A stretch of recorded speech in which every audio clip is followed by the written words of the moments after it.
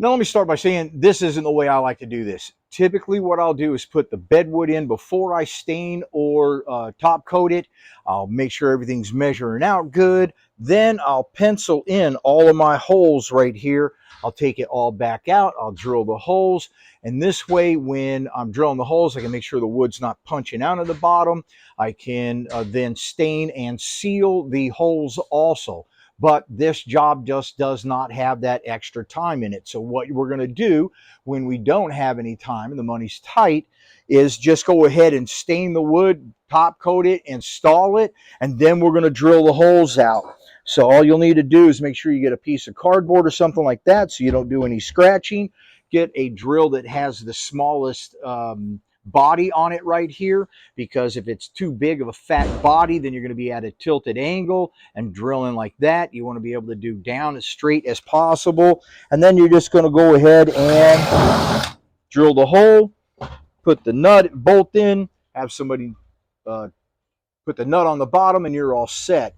Now, when we're tightening up this, what I want you to notice is that on the bottom of all of these little bolts, it's squared off, see? And that is so that when it is in and somebody's tightening from the bottom, it won't move around on you.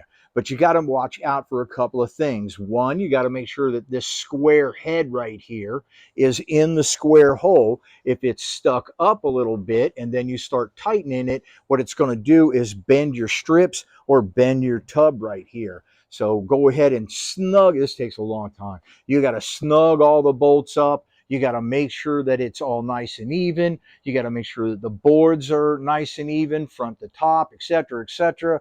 So after all that's done, then you got to snug them up again, then snug them up again, snug them up again. Each time just double checking to make sure that everything's lining up well.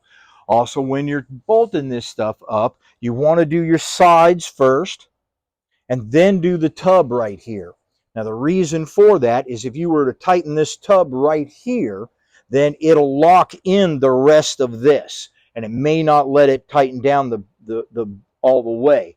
So we're going to tighten our sides first, and then we'll tighten out like this, and then tighten like that. This here also, you're going to want to make sure that you just do it snugging up, snugging up, snugging up, because a lot of times what happens is the lips on the tub are sticking up, and when you're tightening it, it's bending them and such, and then you tighten up this one, now this one's loose, you tighten up that one, now this one's loose. So it's going to take you a minute.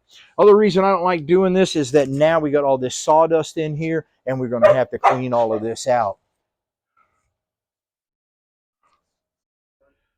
We're all done with our bedwood kit, and you can see this works really well with our patina on our black truck, the black strips, the black stain, etc. Again, this was just a quickie job, so it's only got about 3 coats of the clear coat on there. If you want to take it further, what you could do is you can simply sand it down with about a 500 or 600 grit, then go ahead and shoot light coats on, just like we did this one. The air bubbles coming back and phantoming up on you later is always a problem. So it's always light coats on the wood. But if you keep it up, you can have it looking just as glossy as you can the outside. It's going to cost you in time. It's going to cost you in clear coat too. But what are you going to do? Now, these strips work good on here. Another way I like to go is the hidden strips. I don't have any of those here to show you, but it hides all of these bolts underneath and makes it look really good. Of course, you got raising the bed and all kinds of other different things that we'll be showing you in the future, just as long as you stay tuned.